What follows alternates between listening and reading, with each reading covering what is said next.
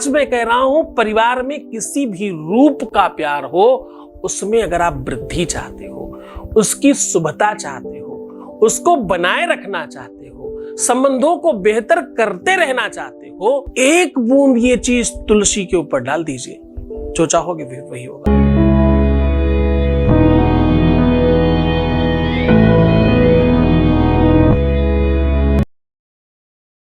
नमस्कार, मैं हूं आचार्य सतीश अवस्थी, आपका बहुत स्वागत करता हूं।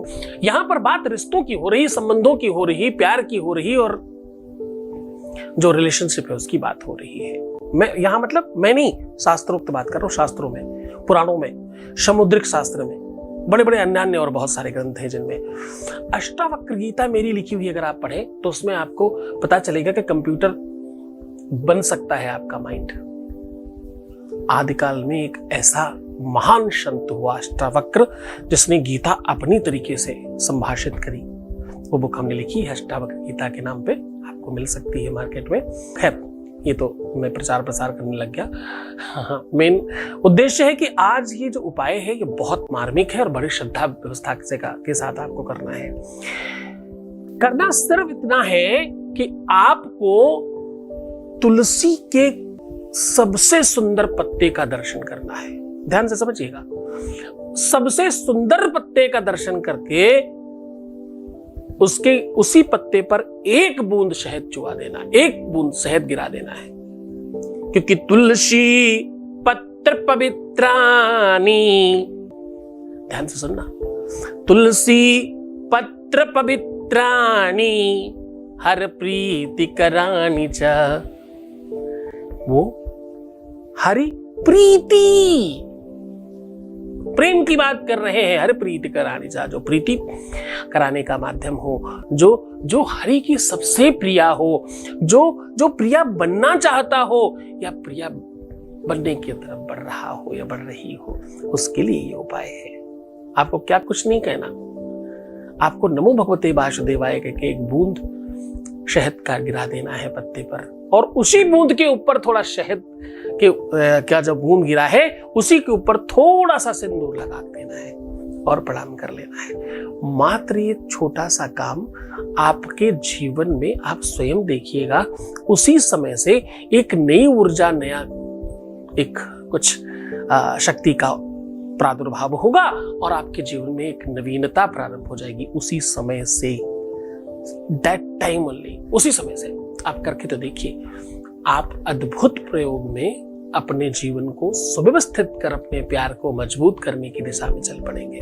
बड़ी श्रद्धा, बड़े विश्वास के साथ करना। गुरु का कहा हुआ छोटा सा छोटा वाक्य बहुत बड़ा हो जाता है अगर शिष्य के मन में श्रद्धा हो, विश्वास हो। गुरु अगर सिर्फ राम राम कह दे तो वो महामंत्र हो जाता है। गुरु आका काका नाना पापा चाचा टाटा टीटी टूटी कोई भी शब्द बोल दे, वो शब्द ब्रह्म हो जाता है।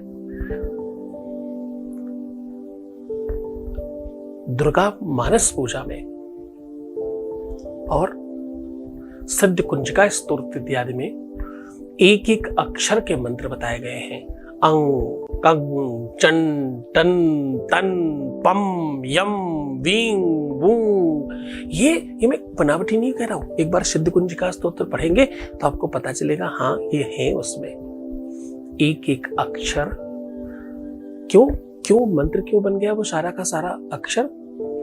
वैसे तो हर एक अक्षर भगवान शिव ने बखान किया है, और फिर गुरु शंकर रूपिणो, क्योंकि शंकर जी कह रहे हैं कुछ, तो शंकर तो महागुरु है ना, उनके मुंह से निकला हुआ हर शब्द, उनके डमरू को बजा करके पहली बार 14 शब्द निकले थे, उससे पूरे विश्व के शब्द बनाए गए। ये बात पता है आपको? व्याकरण पढ़ने वालों को ये बात सिखाई जाती है, पहला व्याकरण का श्लोक है ये।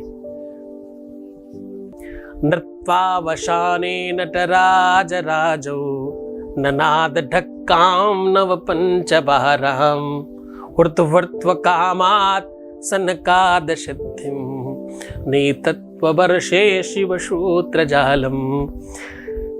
ये सब तुम्हें क्यों बता रहा हूं पता है?